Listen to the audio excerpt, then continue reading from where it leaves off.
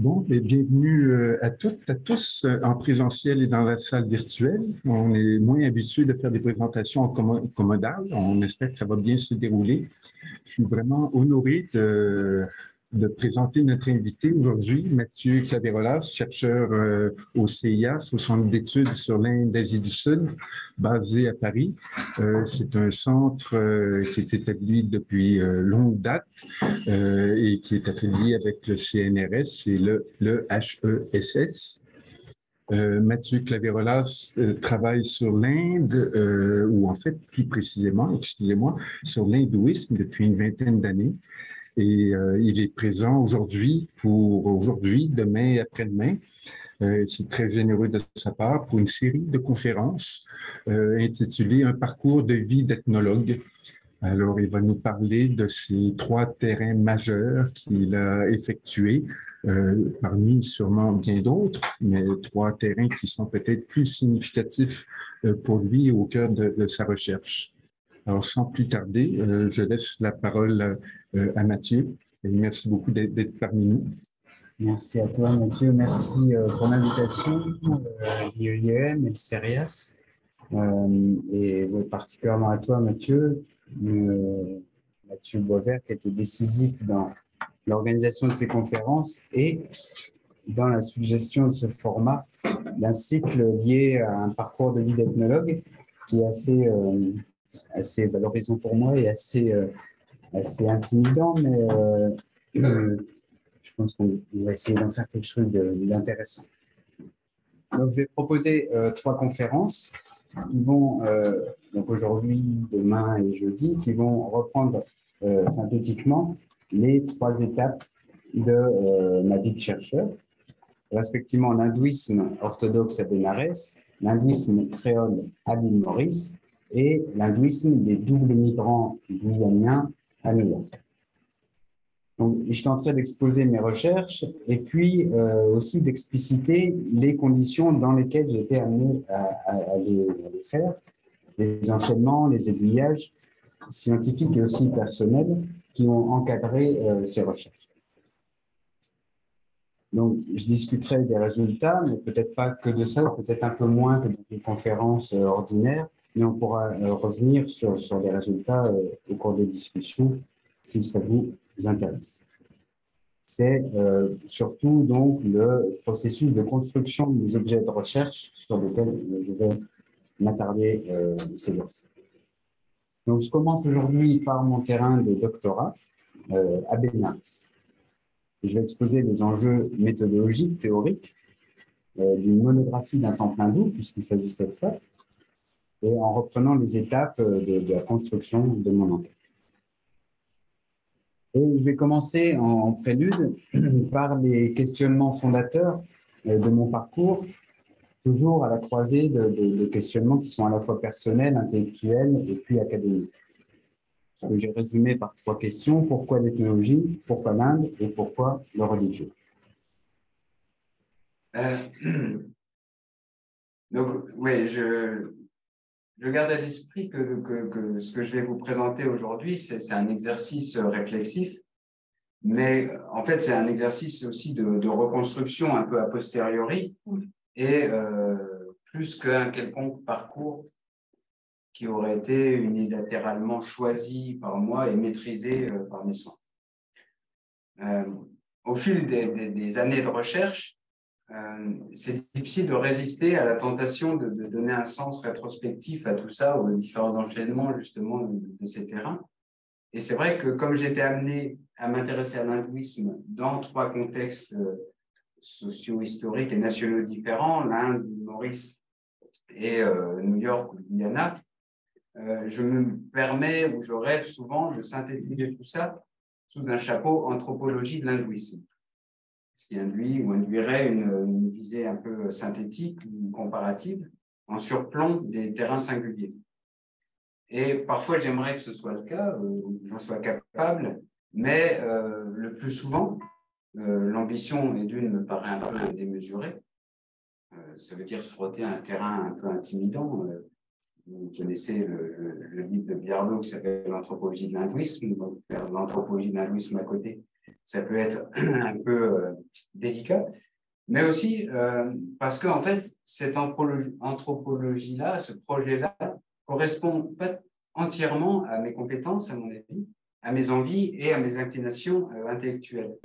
Je ne veux pas trop d'une anthropologie qui invisibiliserait l'ethnographie ou qui diluerait l'ethnographie, qui ferait l'ethnographie une simple collecte de matériaux, en fait, un stade préliminaire qui est certes nécessaire, mais qui ne vaut vraiment que quand ça devient un projet anthropologique futur.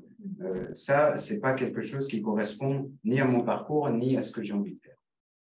Donc, aujourd'hui, et dans les 3 conférences, je vais plutôt traiter de 3 terrains successifs plutôt que de m'engager dans une comparaison vérifiée.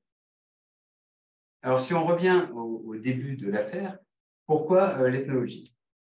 En fait, ça nous ramène, c'est assez drôle, à Montréal, puisque à 21 ans, je n'avais encore jamais entendu parler même du terme anthropologie, et j'ai eu l'occasion de passer une année d'études à McGill, où, en feuilletant l'annuaire des cours qui étaient proposés, j'ai vu des cours d'anthropologie qui m'ont semblé particulièrement intéressants. Je me suis inscrit, je les ai suivis, et effectivement, ça m'a beaucoup intéressé.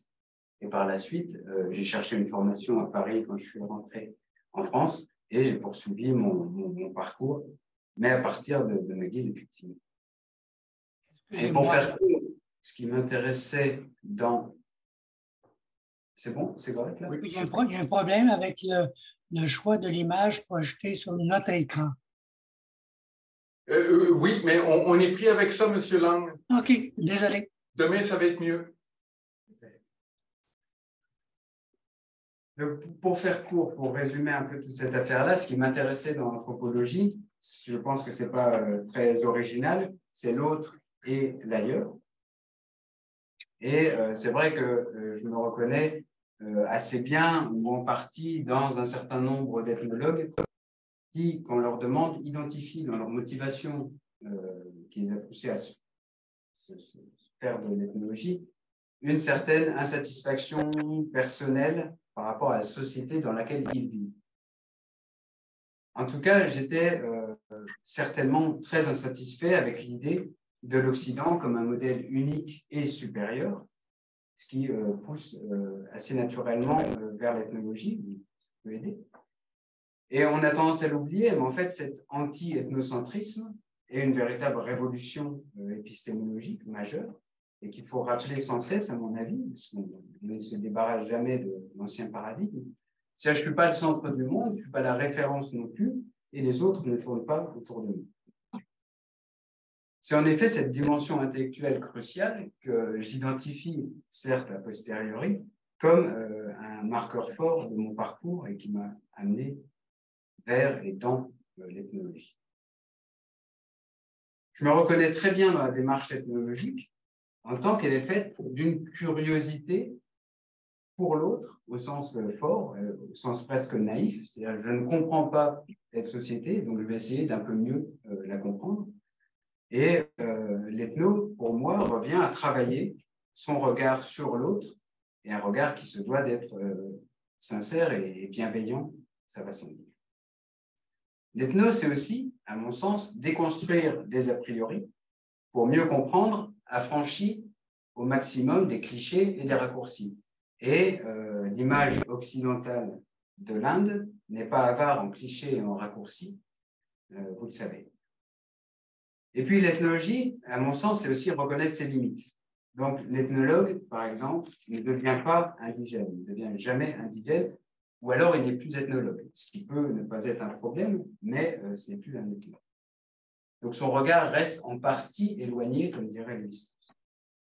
Et je peux même aller jusqu'à entendre, prendre en considération une critique qui a été adressée à l'ethnologie, ou un paradoxe en tout cas fondateur, c'est-à-dire que la démarche ethnologique n'échappe pas au soupçon d'ethnocentrisme.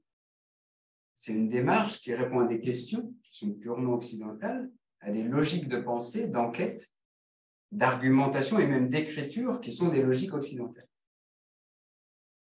Donc, je pourrais revenir sur ces problèmes de légitimité que pose cette posture à certains, mais moi, ça ne pose pas un problème rédhibitoire, je dois le confesser. c'est ma conviction que la démarche ethnologique reste non seulement intéressante, mais efficace. À mon sens, c'est une démarche qui a fait ses preuves, sur moi en tout cas.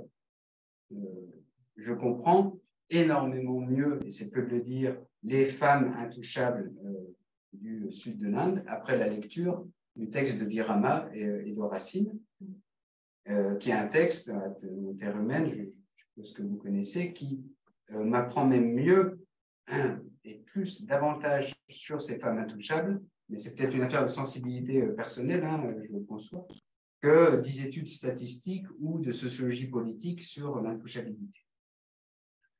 Et je pense qu'il est difficile de nier qu'un lecteur avance radicalement dans sa compréhension de la société des Achuar, par exemple, dans leur mode de pensée, dans leur rapport au monde, après avoir vu Descola. Je pense que c'est compliqué de nier ça. Donc l'ethnologie, de fait, a un certain intérêt, n'en déplaise aux limitations que j'ai soulignées.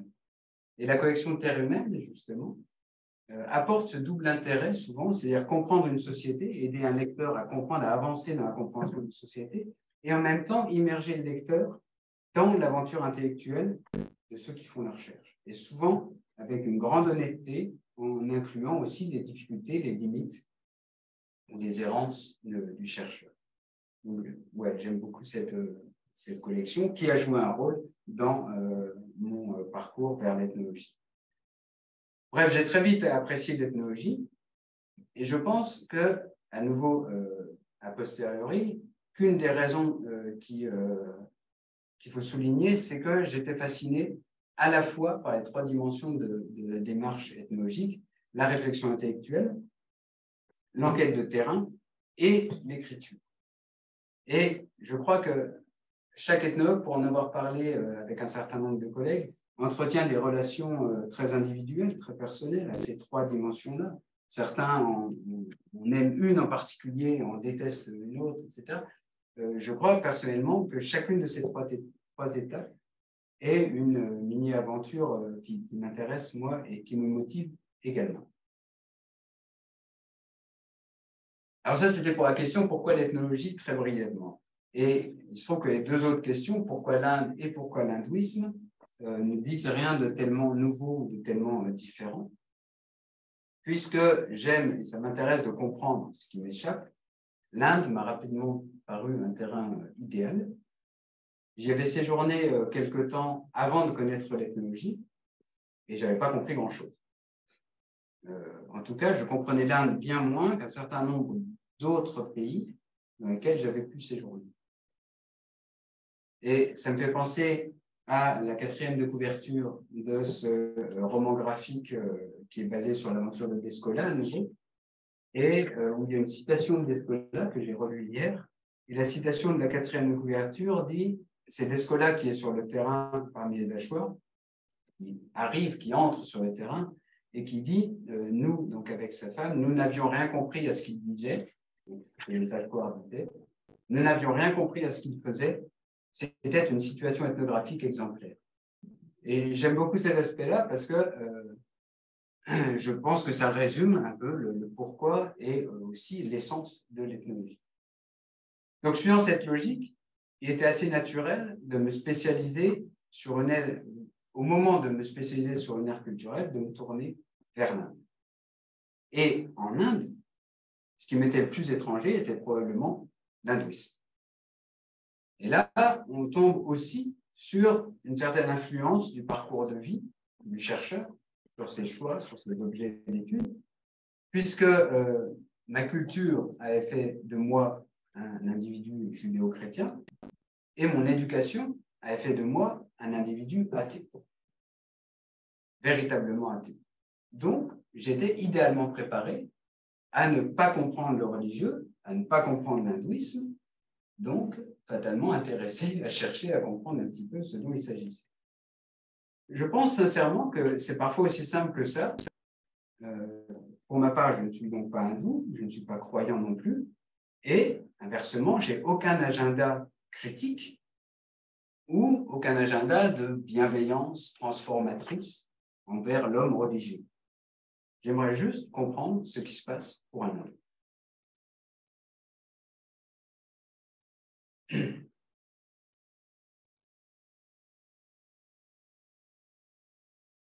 Donc, dans une conférence ordinaire, il faudrait maintenant entrer dans le vif du sujet un peu en exposant mes recherches et mes résultats. Et je vais encore faire quelques détours avant de les exposer très rapidement, pour plutôt m'appesantir sur ce dont on parle moins souvent, c'est-à-dire les étapes de la construction de l'objet de recherche. Donc, je reprends le fil des affaires. Je rentre de Montréal et je m'inscris à Paris, dernière année de baccalauréat pour vous, puis en maîtrise. Et je fais une maîtrise bibliographique sur les temples hindous. Donc, pas de terrain, mais une pile de livres absolument hallucinants à lire, qui parlent, qui décrivent, qui analysent des temples hindous. Donc, je ne m'ennuie pas pendant cette année-là, malgré le fait qu'il n'y a pas de terrain. Je soutiens ma maîtrise et vient alors de construire un objet de recherche pour une thèse d'ethnologie, qui également doit être dans le prolongement de mon sujet de mémoire de maîtrise. Et là, ça commence à faire peur, vu cette quantité de travaux sur l'hindouisme, sur les temples hindous, et vu la qualité et l'excellence de ces recherches, c'est un peu intimidant. On est d'accord que chaque objet de recherche gagne à être un minimum cadré par des travaux antérieurs. Comme ça, on peut prolonger, on peut dialoguer avec eux. C'est utile et c'est comme ça que la recherche avance. Mais là, c'est véritablement un peu trop intimidant, puisqu'une thèse a quand même pour vocation d'apporter une pierre originale à la recherche, se posait fatalement la question, qu'est-ce que j'allais pouvoir dire de nouveau, d'intéressant, avec une telle bibliographie autour, qu'est-ce qui était digne d'être étudié et écrit après tout ce qu'il avait été. Donc, je suis un peu désespéré et je suis retourné de façon assez assumée, assez cash à ma question fondamentale et je me suis demandé qu'est-ce que je ne comprends pas dans les temples hindous, qu'est-ce qui m'interpelle quand je visite des temples hindous et qu'est-ce que je ne comprends toujours pas, en fait, une fois que j'ai lu la bibliographie sur les temples hindous.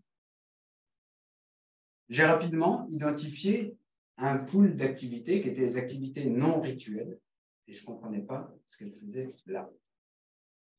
Les questions, c'était qu'est-ce que disent à un ethnologue des dévots qui viennent pique-niquer dans le temple et faire la sieste dans le temple, ou qui organisent un concours de plongeon dans le bassin sacré du temple. Qu'est-ce que disent ces enfants qui jouent aux billes sur le ghat crématoire de Bénarès? Qu'est-ce que dit à l'ethnologue le stand de jouets en plastique dans la cour du temple? On pourrait multiplier ces questions-là. On revient à cette nécessaire révolution épistémologique, c'est-à-dire qu'on remet en cause de façon frontale la perception qu'on a du temple. C'est-à-dire, tout ça, ça revient à dire qu'est-ce que la religion pour un hindou, qu'est-ce que la religion pour ce gamin qui joue aux billes sur le ghat crématoire, qu'est-ce que le rapport au sacré, au divin, etc.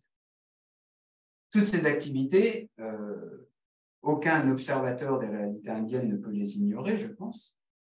Pourtant, les ethnographies les mentionnent un peu, mais elles disparaissent complètement au moment de l'analyse. Je me suis dit qu'il serait intéressant d'essayer d'en faire quelque chose. D'autant que l'Inde me semblait un terrain assez propice pour cet objet d'étude, pour deux raisons. D'abord parce que les lieux saints hindous se prêtent particulièrement bien à ces activités que j'appelais non rituelles. Ensuite, parce que la bibliographie, qui explore, elle, les activités rituelles, est excellente et abondante, comme je l'ai dit, ce qui fait que j'étais sans cesse rappelé à certaines évidences qui balisaient mon travail et m'empêchaient de pécher par l'excès inverse, c'est-à-dire d'amputer le lieu saint de sa vie rituelle, de sa symbolique rituelle, de sa signification rituelle. Avec cette bibliographie derrière moi, je me sentais plus à l'aise pour affronter l'aspect de mon rituel. Alors, l'aventure était quand même loin d'être gagnée d'avance ou sans risque. Je ne savais pas exactement ce que j'allais regarder dans le temps, ce que j'allais faire et comment. Mais je tenais un objet d'étude. J'avais l'impression de le tenir. Et comme il fallait définir une espèce d'horizon problématique, et puis c'est toujours utile de mettre un mot sur mon objet, et comme j'étais un peu joueur à l'époque, j'ai lancé le projet d'étudier l'atmosphère du temple hindou. Ce qui m'a rendu très identifiable d'un point de vue académique, j'étais le doctorant qui étudie l'atmosphère du temple. mais ça a déclenché aussi pas mal de sourires et de mise en cause du sérieux de mon projet. Donc voilà, c'était un peu à double tranchant. Quoi qu'il en soit, je me prends en jeu et je m'intéresse à mon questionnement intellectuel sous-jacent, à nouveau assez frontal quand on y pense, c'est-à-dire comment le dévot sait-il qu'il peut rencontrer son Dieu quand il rentre dans le temple. Ou, en mieux dit, je cite Clifford Geertz qui écrit « Comment l'homme religieux passe-t-il de l'expérience troublante du désordre à la conviction plus ou moins ferme d'un ordre fondamental ?» En plus concret, cette fois, la raison d'être du lieu saint hindou, c'est d'être un espace propice à la dévotion. Donc, c'est de mettre en relation les hommes et les dieux. C'est pour cette raison-là, pour cette expérience-là, que le dévot se rend dans le temple. Je me posais une double question. Comment, pour le dévot, le temple acquiert son efficacité religieuse, donc devient un espace propice à la religion, et quel type de relation au divin cela définit? Là, ça pourrait être ma question de recherche, qu'on pourrait décliner de la sorte. Comment le temple se prête-t-il à cette expérience? Donc, la mise en relation avec le divin, ça serait l'hypothèse minimale. Comment le temple la suscite-t-il? On est dans une hypothèse maximale. Et puis, comment le dévot construit-il lui-même cette expérience? Et puis, mon idée, c'était que tout ce qui se passe dans le temple, hein, des rituels au pique-nique en passant par les singes, des concerts de musique, des siestes, des mariages, tout participe ensemble de la construction du temple comme lieu d'expérience divine. Ce qui induisait une méthodologie assez simple. Donc, le projet était de réaliser une monographie d'un temple hindou, et la méthode, c'était de passer le plus de temps possible dans le temple et d'observer et de noter tout ce qui s'y passe, avec le moins de filtres possible quant à la signification ou à la valeur de ce qui s'y passe. Donc, j'avais choisi Bénarès comme terrain pour un certain nombre de raisons sur lesquelles je pourrais revenir. Et puis, le fait est que j'ai trouvé, entre guillemets, le temple que j'allais monographier au bout d'une ou 2 semaines seulement de terrain à Bénarès, ce qui est assez précieux et à mettre en contraste avec certains terrains de collègues où on peut facilement compter des semaines, des mois avant de trouver vraiment le lieu, l'objet, le terrain qu'on va étudier, sur lequel on va vraiment se concentrer. J'ai eu la chance de trouver ça très rapidement. Et puis, j'avais une première maîtrise du hindi que j'avais perfectionné avec des cours particuliers. Donc, j'étais en gros à pied d'œuvre très, très rapidement sur mon terrain.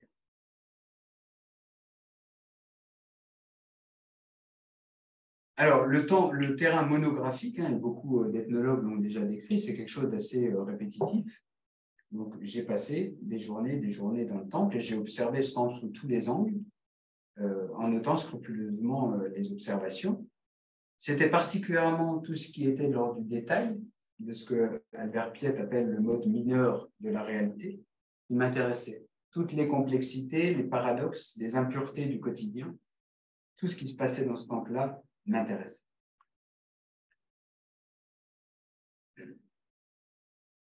Et là, j'écris plus tard, mais en fait, ce n'est pas seulement plus tard, c'est aussi en même temps que cette phase d'observation sur le terrain, j'ai commencé à réfléchir à une organisation, à comment j'allais mettre en analyse et mettre en texte, en écriture, ces observations que je notais. Et j'ai mentionné que j'avais un intérêt pour l'écriture. C'est un intérêt qu'il faut entendre à la fois comme un effort linguistique et littéraire, si on enlève la prétention qu'il peut y avoir derrière, mais il y a ce véritable effort linguistique et littéraire, et il y a aussi un effort de structuration du récit et de l'argumentation. Il y a ces deux aspects-là qui m'intéressaient dans l'écriture, je voulais me confronter à ça, et pour être un peu ronflant, mais rendre hommage aux observations que je faisais sur le terrain avec une stratégie d'écriture la plus appropriée possible. Et je suis tout à fait conscient de la critique postmoderne, en particulier de l'ethnologue, qui est nécessairement un narrateur subjectif qui met en place des stratégies de narration, d'argumentation, et qui en plus sont des stratégies qui sont propres à sa culture, donc ça peut poser un problème. Et je me contenterai de souligner à nouveau, comme je l'ai fait avant avec les limites de l'ethnologie, que je suis conscient de ces limites et que j'essaie d'être vigilant face à ces limites-là, mais que ça ne veut pas dire renoncer à l'ethnologie ni à l'effort d'écriture qui va avec, à mon sens. En l'occurrence, pour décrire la vie du temple, j'avais au début pensé, suite à une lecture d'un roman que je faisais pendant mon terrain, c'était le Quatuor d'Alexandrie, à écrire 4 parties qui, chacune, raconterait une journée type du temple du point de vue d'un acteur différent. Donc, une journée type pour un dévot, une journée type pour un prêtre, une journée type pour un pèlerin, une journée type pour un employé du temple. Ça ne s'est pas fait pour plein de raisons et j'ai finalement conservé l'idée d'une thèse structurée sur une journée type, mais décrite d'un seul point de vue, extérieur, objectif avec un certain nombre de guillemets, plutôt que 4 points de vue subjectifs et croisés. Au final, j'ai organisé la thèse autour de 4 grandes parties principales qui chacune abordait une des fonctions de l'atmosphère. Donc, une première partie, c'était l'atmosphère ou l'administration du divin. En fait, ça m'a permis de contextualiser l'enquête. J'ai présenté Bénarès, j'ai présenté le temple, sa légende, son histoire. J'ai présenté le clan qui tient les rênes du temple. Et je me demandais comment l'administration du temple influence l'atmosphère, comment elle promeut une certaine atmosphère et comment elle incarne une certaine atmosphère, c'est-à-dire un certain type d'expérience du divin qu'on met en scène.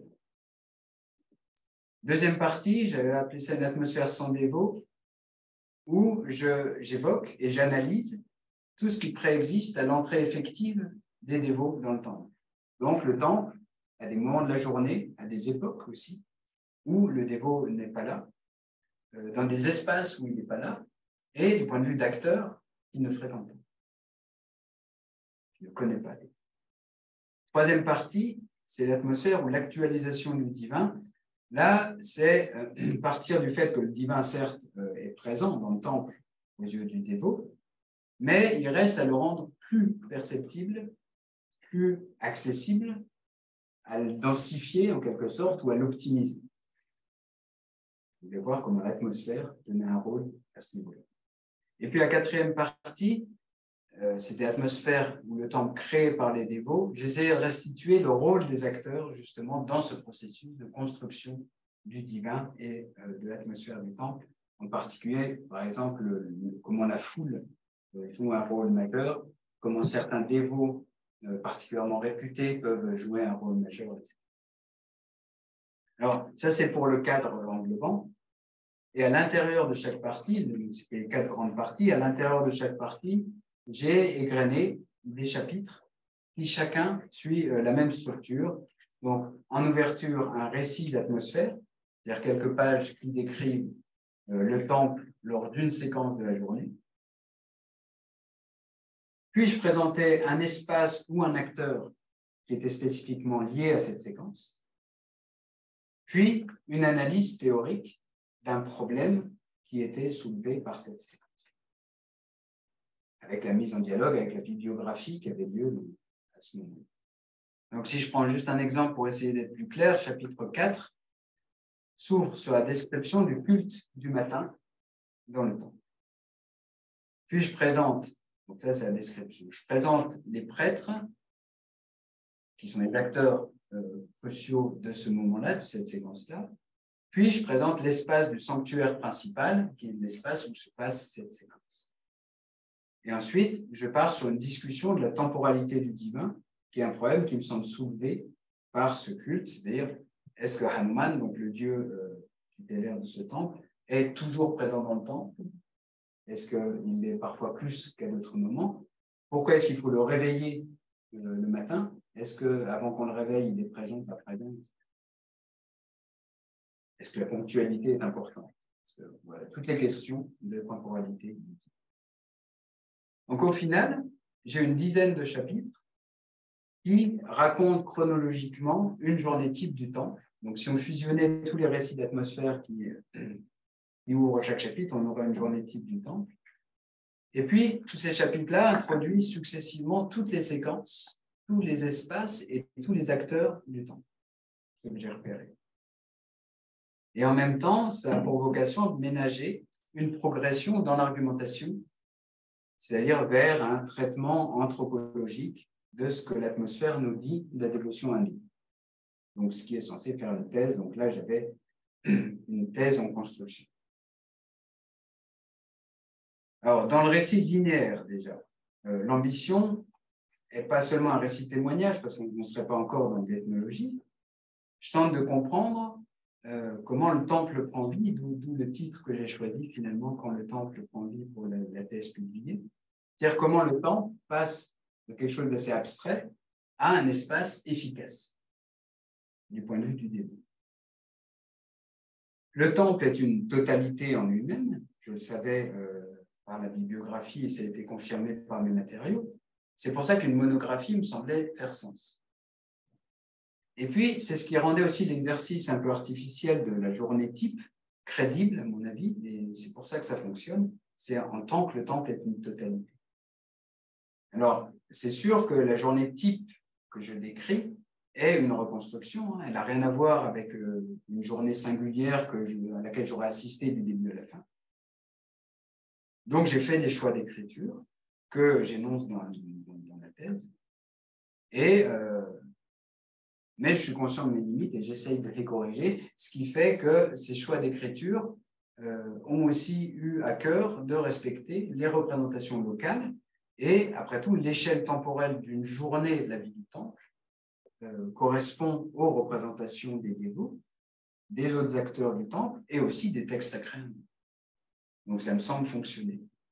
L'association de certaines heures aussi à certaines atmosphères, pour le culte ou pour faire telle chose, correspond aux représentations hindoues aussi. Ce n'est pas seulement dans la tête de l'État. Donc, il me restait à avancer dans la construction de mon objet étrange, l'atmosphère, qu'il fallait que je construise un petit peu en concept anthropologique, qui pourrait déployer une vision propre de la dévotion hindoue. Et si possible, qui pourrait être utilisable par d'autres. C'est un peu la définition du concept qui peut être repris et discuté par d'autres. Alors, j'ai parlé de l'ethnologie comme un processus d'abord de déconstruction. Et là, il me fallait partir de l'acception courante du terme atmosphère. Il fallait que je l'évalue, que je me fasse une évaluation critique avant d'en proposer mon propre usage. J'ai vite fait, j'ai vraiment lu beaucoup de descriptions d'atmosphère sous la plume d'ethnologues, de l'hindouisme en particulier, et deux constats ont été partagés très rapidement. D'une part, la plupart des auteurs occidentaux ou indiens évoquent l'atmosphère des lieux de culte, ce qui tend à montrer que ce n'est pas si anecdotique ou résiduel que ça, comme morceau de la réalité indienne, mais les descriptions de l'atmosphère sont cantonnées en début ou en fin de chapitre, quasiment systématiquement. Elles sont toutes sous un ton d'écriture très personnel, contrairement au reste, et elles sont quasiment jamais sujettes à interprétation. J'ai plusieurs extraits que je pourrais lire, mais je crois que je suis un peu long, donc je vais les zapper. Mais c'est des extraits que je cite dans ma thèse et qui montrent le type, qui illustre ce que je viens de dire, de la place de l'atmosphère dans les descriptions ethnologiques. D'excellents auteurs, ils sont tout à fait capables, et je ne vais pas du tout les critiquer pour ça, de nous offrir une analyse totalement objective de l'hindouisme ou du temple, et qui, au moment où ils décrivent l'atmosphère pour mettre un peu de vie dans leur description, je pense, pêchent, à mon avis, par subjectivité et par ethnocentrisme. Souvent, ce que j'ai oublié de dire aussi, c'est que ces descriptions de l'atmosphère sont présentées par défaut. Une courte citation de Dan Gold, qui est excellent ethnographe, et qui décrit un temple au Rajasthan avec toutes les caractéristiques que j'ai soulignées et qui finit sa description en disant « Parce que j'étais incapable de comprendre la plupart des paroles que prêtres et pèlerins disaient, mes premières impressions les plus fortes étaient non verbales. » Et en quelque sorte, elle s'excuse de présenter de l'atmosphère parce qu'elle n'arrive pas, parce que ça ne vaut pas grand-chose, mais enfin, pour l'instant, je n'ai pas grand-chose d'autre à vous exposer. Et je me suis dit que, et d'une, on pouvait peut-être identifier des logiques émiques, des ingrédients émiques à cette atmosphère, et deux, on pouvait peut-être y voir un fait exemplaire, une richesse symbolique ou une efficacité rituelle qui était digne de Nebis. Là où j'étais un peu coincé, c'est effectivement sur la meilleure manière de décrire cette atmosphère sans tomber dans le jugement ethnocentré. Et je me suis servi des descriptions des autres pour essayer de repérer les termes, les qualificatifs qu'ils utilisaient. Donc, on a souvent une atmosphère de joie, une atmosphère de recueillement, une atmosphère de dévotion. Et le problème, c'est qu'on se demande souvent qui parle. Est-ce que l'atmosphère de joie, c'est celle que Christopher Fuller, par exemple, ressent? Il parle d'une atmosphère apaisante et sereine, mais on ne sait pas exactement si le dévot trouve que l'atmosphère est apaisante et sereine, et peut-être que le dévot, il trouve ça tout à fait apaisant et serein, ce que Christopher Fuller trouve comme un vacarme assourdissant 3 minutes plus tard. Donc, c'est ça qui m'intéressait un peu de savoir, c'est comment est-ce qu'on pouvait repérer des qualifications possibles émiques, respectueuses des représentations locales, de l'atmosphère et de son rôle dans la construction du temple.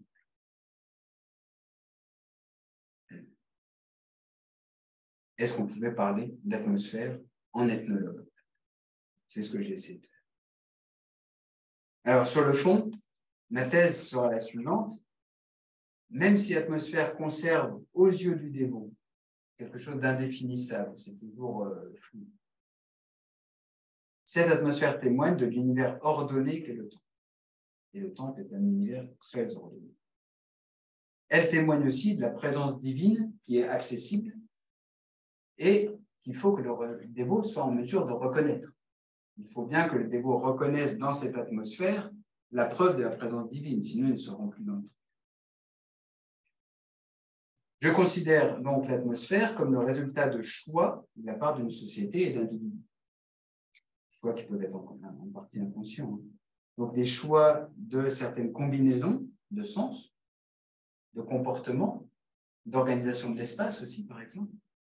Bref, de choix qui aboutissent à une construction que j'appelle culturelle, puisqu'elle est privilégiée par rapport à d'autres. On pourrait avoir d'autres sortes de combinaisons de sens, de comportements, etc.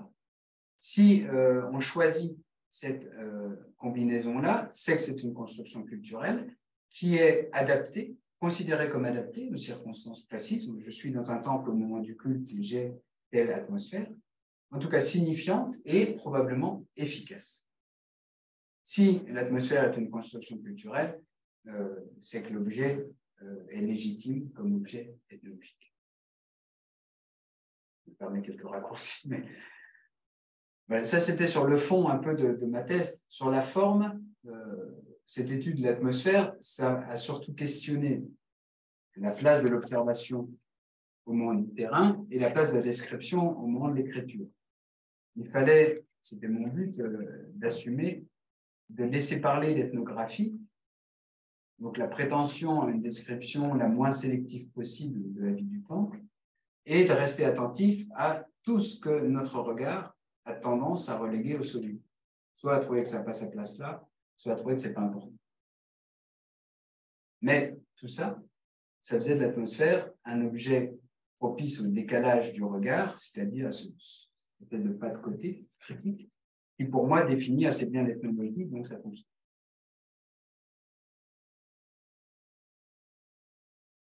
Pour conclure, la thèse a été plutôt bien reçue et sa publication globalement plutôt bien reçue. Il y a eu un certain nombre de critiques, j'imagine que c'est le jeu de la recherche. J'ai essayé de faire le point sur ces critiques-là. Parmi les critiques, certaines, je me rends compte, 20 ans après, n'ont pas trouvé justice à mes yeux. Donc, je me permets de moins en tenir compte. Par exemple, certaines critiques ont souligné que mon analyse ne colle pas du tout à la description, n'en colle trop à la description de l'ordinaire du temps, de ce qui s'y passe au quotidien, sans égard pour la signification véritable. Et pour ces critiques-là, ça voulait dire la signification qu'on trouve dans les textes sacrés hindous, dans les représentations savantes du temple hindou. Donc, que c'était vraiment un trop grand écart pour amener quelque chose de crédible. Et j'avoue que aujourd'hui, je connais toujours très mal ces représentations parce que je ne veux pas me mettre dans ces textes-là parce que je ne veux pas biaiser mon regard. Donc, en fait, c'est simplement pas mon objet d'étude. C'est pourquoi je considère que la critique n'est pas valable dans mon parcours et dans ma perspective. D'autres critiques relevaient plutôt d'un bémol, mais à mon avis un peu insoluble dans la recherche. Par exemple, on a pu critiquer un aspect trop monographique de l'étude, en me demandant est-ce que le temple que vous nous présentez est représentatif des temples hindous, des temples hindous de Bénarès? Quel est le lien entre ce temple et les autres temples hindous de Bénarès que je n'avais pas fait? Et j'entends très bien cette critique-là, par contre, mais en général, je réponds qu'on ne peut pas tout faire non plus, et en particulier dans une thèse, mais même dans un projet de recherche, il est difficile de faire une très bonne monographie d'un temple, et en plus de traiter de 5-6 temples pour vérifier que c'est représentatif. C'est tout simplement un peu compliqué, logistiquement, techniquement, et en termes. D'autres critiques encore étaient débattues, c'est-à-dire que certains n'étaient pas d'accord avec d'autres, y compris au moment du jury de la thèse, en particulier sur l'écriture, où certains membres du jury ont loué la qualité de l'écriture, et d'autres ont trouvé que justement la qualité de l'écriture était un peu suspecte en ethnologie. Ben, ce qui était surtout reproché, c'était l'écriture au sens de construction. C'est-à-dire que la construction de l'argumentation telle que je l'ai décrite, ça fait effectivement très carré, mais il y a un moment où, alors que je prône la fidélité aux impuretés du quotidien, on m'a dit, oui, c'est effectivement très bien construit et ça peut être convaincant, mais du coup, quid des impuretés du quotidien dans cette construction? Mais surtout, et c'est évidemment ce qui est le plus intéressant, certaines critiques m'ont paru plus que légitimes et ont radicalement influencé mon parcours à venir et jusqu'à aujourd'hui. La première, c'était, il s'agit encore d'une monographie sur l'hindouisme brahmanique, sur l'hindouisme orthodoxe savant.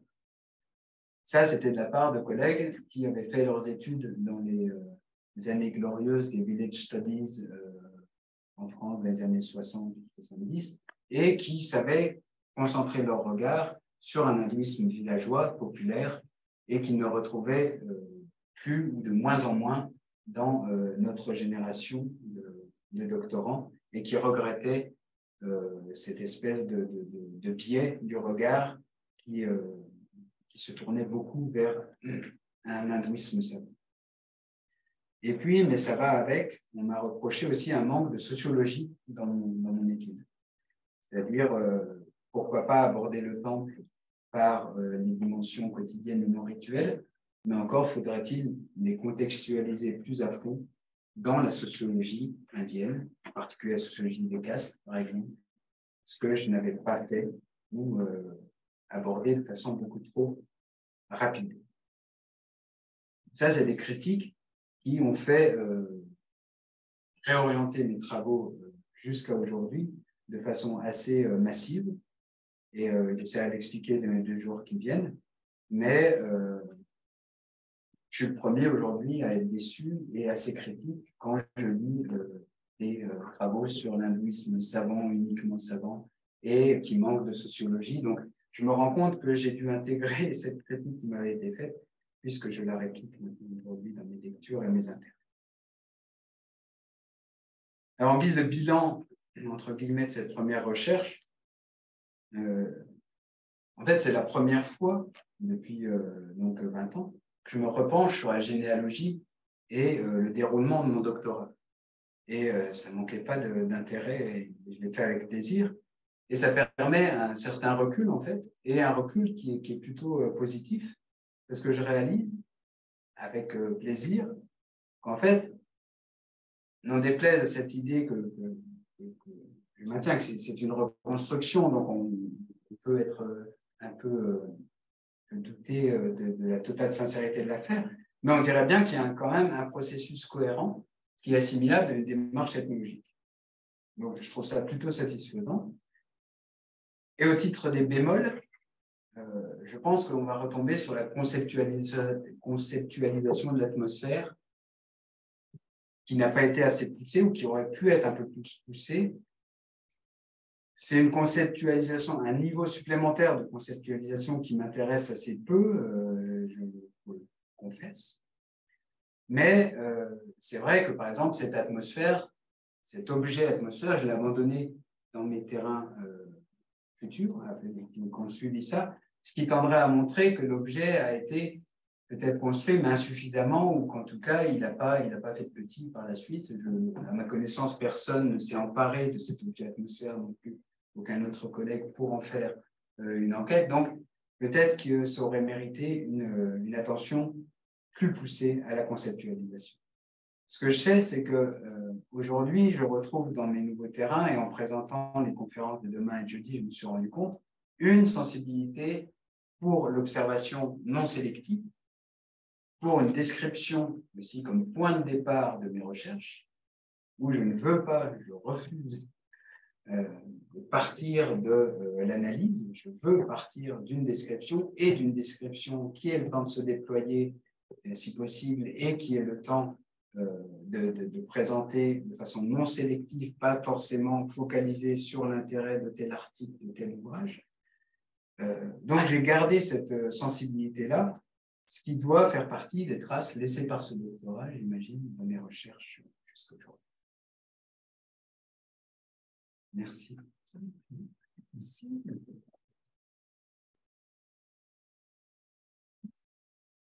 Merci infiniment, Mathieu. Alors, on a du temps pour les questions, un peu d'interaction, soit de la salle virtuelle ou ici en présentiel. Non, ça fait...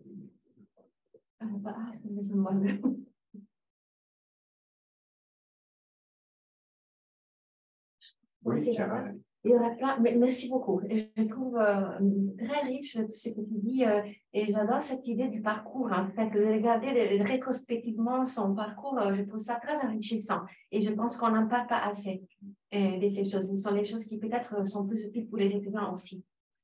Donc, je suis d'autant plus contente que tu viendras parler à mon cours d'anthropologie de la réunion. Et il y a beaucoup de choses, mais je voudrais lire les livres avant de me pousser dans les... Mais je voulais savoir si dans ton analyse de l'atmosphère, tu avais mis et aussi l'analyse de ta propre expérience de l'atmosphère. Si tu considérais à l'époque, une époque dans laquelle l'anthropologie de l'expérience n'était pas si développée que ça, et si tu avais pensé à mettre ton expérience comme donnée, comme toi qui participes aux champs sociaux et que tu observes. Et puis, comment tu avais tu as parlé de l'importance des activités non rituelles que je trouve, encore une fois, que cette époque était super innovateur, super intéressant, surtout en anthropologie et religion. Et si tu avais trouvé... comment tu avais inséré ces activités comme jouer au billes dans tes chapitres? Donc, tu as parlé de chaque chapitre avait un récit d'atmosphère, un espace d'un acteur spécifique, une analyse théorique du problème soulevé. Et comment rentrer les activités non rituelles dans ça? Comment tu analysais les jeux, les pique-niques, etc. Et puis, si tu avais... tu étais concentré sur les termes qui étaient associés à ces activités non rituelles. Je pense par exemple que on parle toujours de fun, Ramailo, de quel, le jeu, Et tandis que le temps de travail du temple est comme travail, non? Donc, on faisait une belle différence entre s'amuser et travailler pour la divinité. Et je voulais savoir quelque chose sur les termes utilisés. Merci. Merci, Kira. Pour ce qui est l'anthropologie d'expérience, je m'étais assez peu versé dans cette affaire-là. Et je pense que ça peut rejoindre aussi ce qu'on dit à propos du parcours d'ethnologue. C'est peut-être des choses que même il est très, très probable qu'aujourd'hui, je me pencherai plus sur mon propre ressenti de l'atmosphère et j'essaierai de questionner ça. À l'époque, je ne l'ai pas fait. Peut-être que je ne me sentais pas légitime à le faire. Et surtout, j'imagine que j'étais vraiment concentré sur, sur cette construction de l'objet, construction intellectuelle de l'objet, où je partais justement de la critique de la façon dont d'autres ethnologues avaient utilisé l'atmosphère et où je trouvais un nombre de qualificatifs et je n'ai pas pu citer les passages, mais c'est très marquant, il n'y a pas besoin d'en faire une analyse littéraire, c'est très marquant, ça en devient presque vexant pour les ethnologues ou pour notre profession, parce qu'on se rend compte qu'en fait, on utilise systématiquement les mêmes qualificatifs pour parler, alors que je parle d'Algol, qui est difficile de ne pas respecter, qui est difficile de ne pas reconnaître les qualités. Je parle de Christopher Fuller, et on retrouve les mêmes qualificatifs et qu'on raillerait tous sur la plume d'un étudiant, parce qu'on dirait, mais là, ça ne nous dit rien, et à la limite de l'ethnocentrisme, dans une description, ça ne fonctionne pas. Et ce sont les mêmes catégories qui vont derrière, en particulier une catégorisation en fait profane-sacré. Donc on arrive très vite sur cette dualité-là, qui est non pas analysée, puisque comme j'ai dit, vraiment c'est peu analysé, mais qui est sous-tendue, qui sous-tend des descriptions et qui laisse penser au lecteur qu'en fait, il y a beaucoup de profanes, en gros, à l'intérieur du sacré hindou. Et j'ai essayé de m'écarter systématiquement de cette dualité sacré-profane qui ne me convient pas. Enfin, je ne suis pas du tout seul dans l'hindouisme, mais ça ne fonctionne pas très bien, pour le moins. Et donc, pour revenir à ta question, Clara, c'est vraiment ça. C'est en essayant de m'éloigner de ce que j'ai mis pas mal de temps à déconstruire. Oui, je ne voulais pas relire mon texte et me dire que j'utilisais à nouveau les mêmes qualificatifs que j'avais retrouvés. Ce n'est pas seulement des qualificatifs, hein, c'est aussi dire combien de temples ont été, de pèlerinages par exemple, ont été. Je ne pouvais pas faire des requêtes encore informatiques, mais je pense que tu tapes atmosphère maintenant tu vas tomber sur Bazar, l'atmosphère de Bazar, l'atmosphère de Foire, l'atmosphère de Kermès. C'est ce qui est quand même assez hallucinant de décrire un temple comme une atmosphère de Kermès. Quand on est là, par exemple, c'est Marie-Louise Arenich qui dit ça, très très bonne sociologue de l'hindouisme, ça pose une question. Il dit, mais une kermesse, c'est quand même quelque chose d'assez culturellement, ça nous dit des choses qui ne peuvent pas être transposées au temple hindou. Alors. Et donc on voit que l'atmosphère pose un problème dans cette description. Donc moi, ça m'a posé un problème et je pense que c'est pour ça que je ne me suis pas penché sur ce que tu dis. Qu'est-ce que j'ai fait des activités non rituelles? Alors, dans la description, c'était assez simple. J'ai essayé de les vraiment naïvement, j'ai essayé de les décrire en même temps que je décrivais le reste du temple. J'essayais de ne pas hiérarchiser les différentes sortes d'activités. Au moment de l'analyse, je suis arrivé à deux niveaux d'expérience du divin. Donc, je parle de cette idée que le temple est le lieu de l'expérience du divin. On vient la chercher quand on sort en temple, c'est pour ça qu'on vient. Et il y a deux types d'expérience du divin. Il y a une communion, on vient rechercher. La communion serait plutôt de l'ordre de l'activité rituelle. La communion, c'est le moment où on prend le façade, où on ingère le divin, où on est vraiment dans la communion ou dans le darshan. Ça marche. Et puis, il y a aussi quelque chose qui est tout à fait important, c'est ce que j'essayais d'analyser et d'argumenter, c'est une cohabitation avec lui. Donc, j'ai essayé d'analyser le temple hindou comme un espace une totalité, mais qui avait une puissance qui était construite avec une puissance évocatrice, on pourrait dire, du rôle de l'atmosphère, qui est d'évoquer une espèce d'espace-temps qui n'existe plus, qui est cette époque où les dieux vivaient au milieu des hommes et où on pouvait cohabiter et partager avec eux le quotidien. Et j'analyse ces activités mondaines dans le temple comme un reste de ces activités qui étaient jadis partagées. On partageait la vie des dieux, et partager la vie des dieux, ça veut dire avoir ce privilège-là, mais c'est aussi un moment, je pense, fort dans l'expérience qu'on vient chercher là. C'est-à-dire qu'on ne se contente pas de venir faire la sieste dans le temple parce que les dalles sont fraîches. Je pense qu'on vient dans le temple aussi, on peut venir pour ça, mais on vient aussi dans le temple parce que c'est vécu comme une expérience forte qui relève de la relation avec le divin. Communion d'un côté et cohabitation de l'autre. Je me garderai bien de faire une liste avec ce qui relève de l'un et de l'autre. Mais enfin, les deux niveaux de relation avec le divin sont importants et c'est là que j'avais une prétention d'utiliser l'atmosphère pour dire quelque chose de la dévotion hindoue. Parce que nous disait la dévotion hindoue, quel type de relation au divin ça met en scène. C'est pour ça que le livre est sous-titré Atmosphère et dévotion. J'essayais de jongler avec ces deux notions. Les termes locaux, très peu. J'ai commencé à creuser au début et en fait, je suis tombé sur des terminologies très, très floues qui n'étaient pas sans m'évoquer les terminologies floues que l'Occident projetait sur le temple et sur l'hindouisme. Donc, il y avait cette notion, comme je l'ai juste mentionné, qu'il s'agit de quelque chose d'insaisissable, qu'on ne peut pas en parler, qu'on ne peut pas le décrire de façon adéquate, synthétique, que c'est pas quelque chose que personne n'est capable de me le dire, de m'en parler, de dire ce qu'il ressent. Donc, il y avait une espèce d'idée qui relève un peu, je pense, de l'efficacité du temps. C'est-à-dire il faut qu'il reste une partie qu'on n'explique pas. Il faut bien qu'on reconnaisse qu'il y a une atmosphère spéciale, puisque moi je suis là pour être lié avec mon Dieu.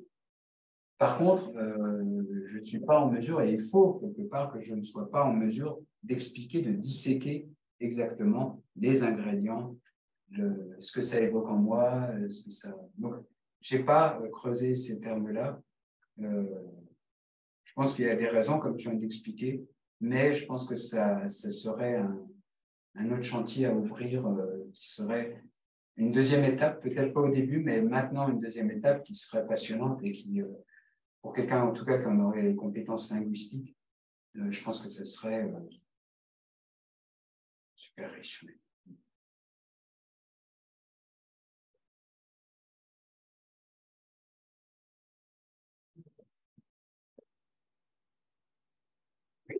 Quelqu'un a une autre question, Émeraude? On ne voit pas toutes les mains ou on ne voit pas tous les visages de la salle virtuelle.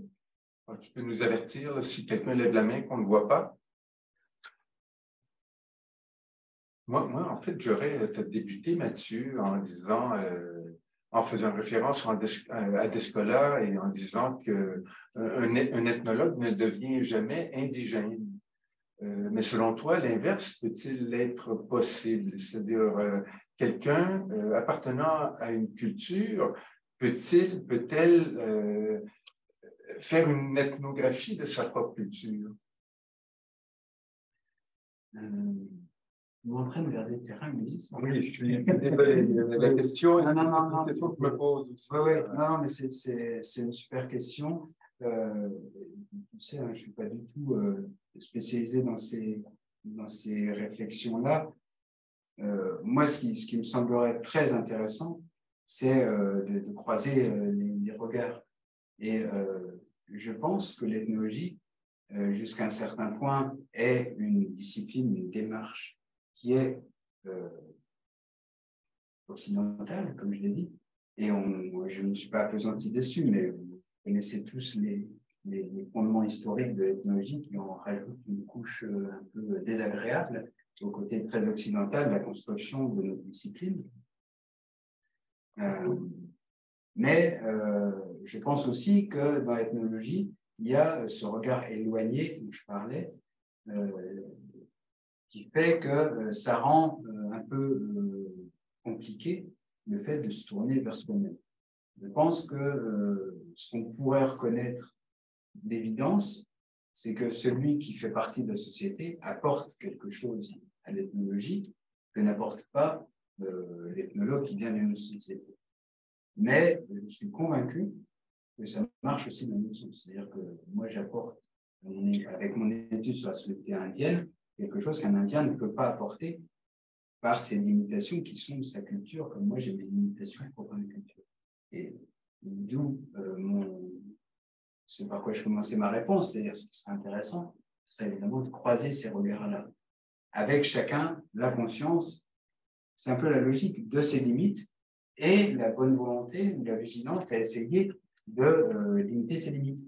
Et en particulier en croisant les regards comme ça serait énormément intéressant. Et on a déjà eu l'occasion d'évoquer ça, mais ce que ça prendrait comme étape, ça serait évidemment la généralisation de l'anthropologie dans des cursus, dans des universités, dans des pays non occidentaux, qui, avec un peu de chance, et ça, on n'en prend pas vraiment la voie, on prend la voie de la généralisation de l'anthropologie, mais qui se tournerait vers des sociétés qui ne seraient pas la leur ou la leur en diaspora. Et c'est ça qu'il nous faudrait. À l'EHESS, il y a une bonne représentation des étudiants chinois, par exemple, mais les étudiants chinois étudient la diaspora chinoise en France ou la Chine en Chine. Et ce qu'il nous faudrait, c'est des étudiants chinois qui viennent à l'EHESS, qui viennent étudier l'anthropologie et qui étudient la France. Et bien, il n'y en a pas beaucoup. Hein. On pourrait croiser notre regard comme ça. Si tu veux, ça m'intéresserait plus, quelque part, que des Indiens qui s'intéresseraient à l'Inde ou des Français qui s'intéresseraient à la France. Je pense que ça serait plus dans l'essence, dans l'idée, dans la logique même de l'ethnologie, que ça se passe comme ça et qu'on puisse croiser notre regard sur des terrains croisés. Je sais qu'il y a d'excellents ethnologues indiens sur l'Inde, et je sais que croiser aussi, à partir des terrains indiens, un regard d'un ethnologue indien et d'un ethnologue français ou américain ou anglais, c'est passionnant aussi. Mais en regardant un tout petit peu plus loin, et il y a une déception à ce niveau-là, je pense que les générations qui nous précédaient ont attendu la généralisation de l'anthropologie dans les cursus des universités subalternes, chinoises, indiennes, etc. Mais que, au final, moi j'ai l'impression que ça fait flop parce que chacun s'intéresse à soi. Ce qui me semble un peu problématique quand on fait de l'ethnologie. Enfin, ça me semble. C'est un peu un rendez-vous raté. J'ai une question. Est-ce que vous m'entendez?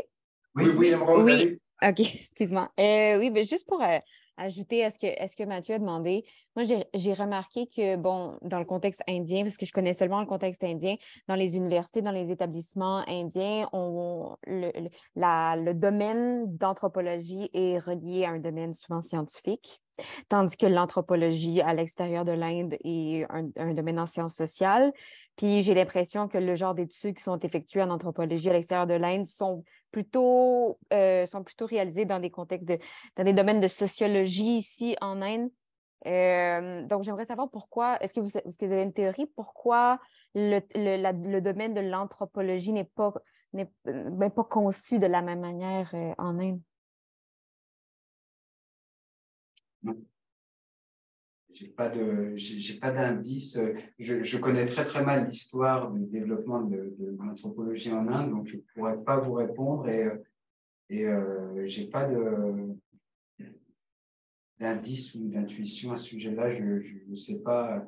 J'imagine qu'il y a des logiques tout simplement académiques, universitaires, hein, qui expliquent au Québec ou à Londres ou à Paris, les départements qui se forment, c'est pas forcément une logique intellectuelle première. Des fois, il y a des logiques académiques qui font que les études d'anthropologie vont être menées dans un département qui est pas. Donc ça doit dépendre de la structuration du champ académique national en Inde, j'imagine, mais j'avoue pas pouvoir répondre plus que ça. Okay.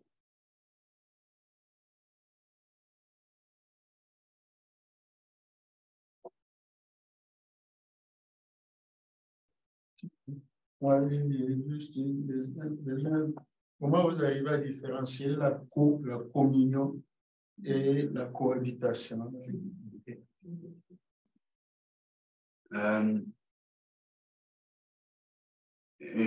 J'allais dire que c'est une histoire de degrés, et qu'en même temps, je ne voudrais pas que ce soit une histoire de degrés, parce que si je parle de degrés, je réintroduis ce que j'ai essayé de déconstruire.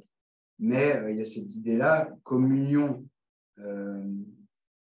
Moi, ce que j'aimais beaucoup dans le terme cohabitation, communion, je le laisserai volontiers aux autres, mais cohabitation, cohabiter. Donc, j'ai eu ce résultat-là, entre guillemets, de mes réflexions, de mes matériaux et de mes analyses, qui était que le dévot hindou se rend au temple pour vivre avec, vraiment pour cohabiter avec son Dieu.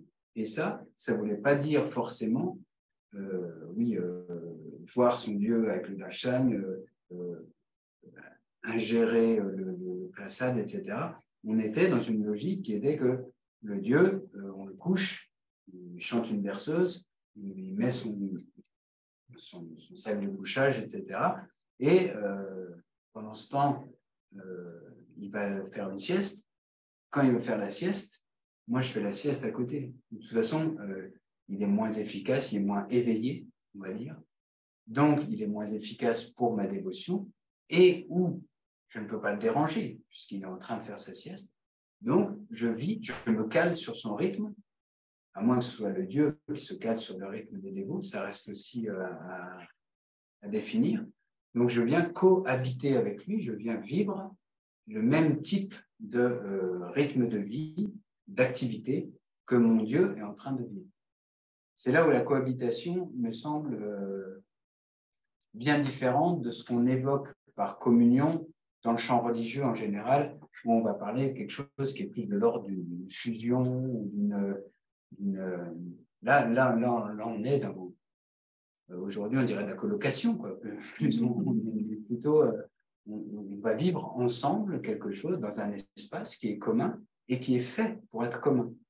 On a construit cet espace pour que les hommes et les dieux puissent vivre ensemble, chacun respectant leur rythme et s'adaptant au rythme de l'autre.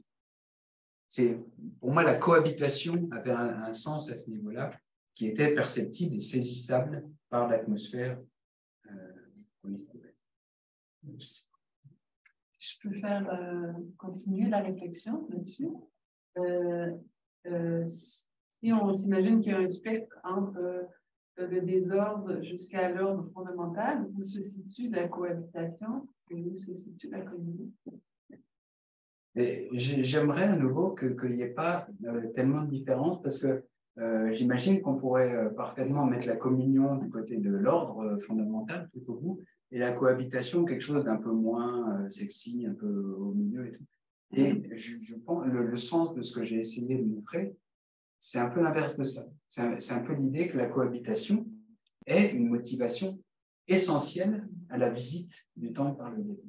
Et que ce que je vois, puisque si on va dans le temple, en tout cas, je vais juste parler du temple que j'ai monographié, si on observe le temple, on va voir un nombre de dévots et une occurrence très forte de dévots qui rentrent et qui vont passer un temps infini à des activités non rituelles pour une visite à Hanuman quand ils la font, parce que certains ne la font pas, qui est expéditive. Vraiment un salut de loin, un namasté, et c'est tout. Donc, ça pose différentes questions. C'est-à-dire que, est-ce qu'en fait, ils sont là, en fait, ce n'est pas des vrais dévots, ce n'est pas des bons dévots, est-ce qu'ils n'ont rien compris au sens du temple? Tout discours qu'on peut entendre de la bouche d'autres dévots, par exemple, hein, c'est toujours pareil. Il y a toujours moins bon dévot que soi.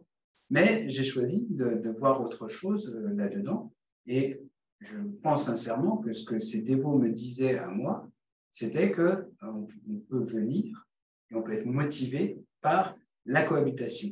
Et que ce que le temple, en particulier ce temple-là, parce que l'administration du divin faisait tout pour que ce soit le cas, c'était un temple où on venait chercher ce genre d'activité-là, on venait profiter de l'organisation de l'espace et du temps et de l'administration de ce temple pour mieux pouvoir faire la sieste, pique-niquer, se retrouver en famille, etc.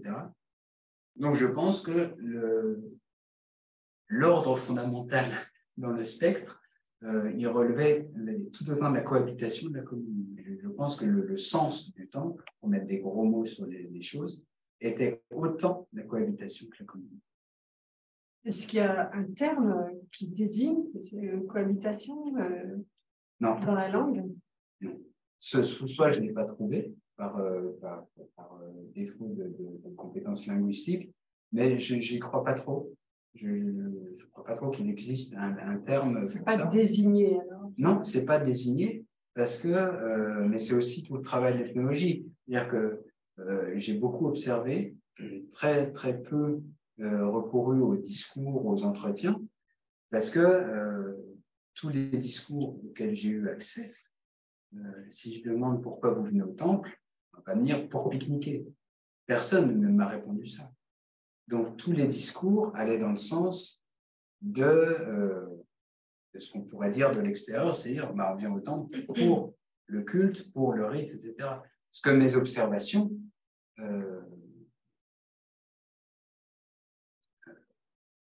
disaient le contraire. Je voyais bien le nombre de dévots qui venaient et qui n'étaient pas là pour le rite ou pas d'abord pour le rite. Mais si je passais au niveau du discours, j'allais avoir forcément une mise en avant parce que c'est un Dieu très efficace, parce qu'il s'est passé des tas de choses, des occurrences de miracles, des choses comme ça qui me poussent à y aller. Et voilà. Et après, le discours ne m'amenait pas grand-chose en termes d'informations qui ne soient pas systématiquement contrariées par l'observation.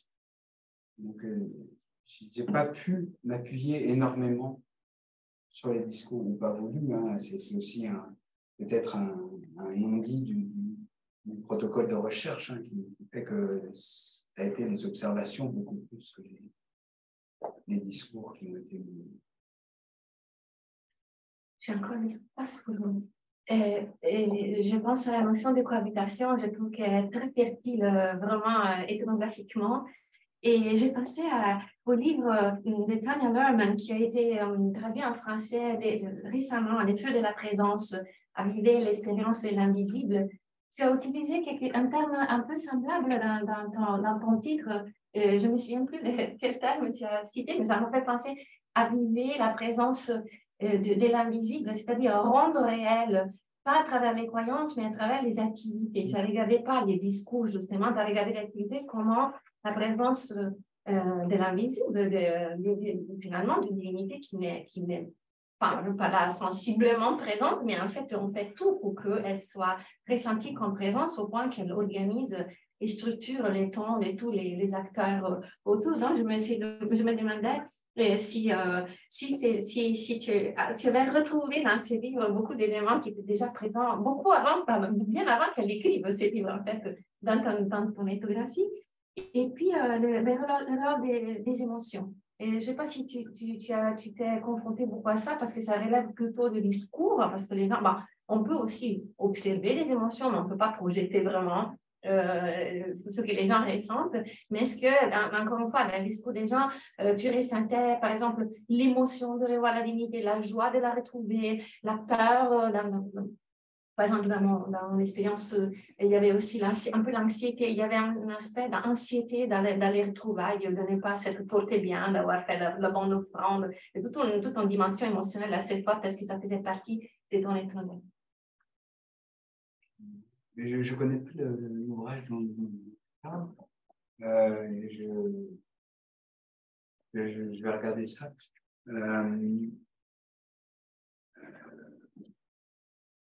Je vais commencer par la fin, là. Oui, les émotions, il y avait un spectre assez vaste, et en particulier, oui, il y avait la peur, c'est-à-dire qu'il y avait un certain nombre de dévots qui m'ont famille, et certains parmi le groupe familial restaient en dehors du temple, parce qu'ils estimaient que soit ça faisait un peu longtemps qu'ils n'étaient pas venus, soit ils avaient fait un vœu, typiquement, ils avaient fait un vœu qu'ils n'avaient pas tenu. Oui. Donc, la peur, l'anxiété fait partie de ce type de relation.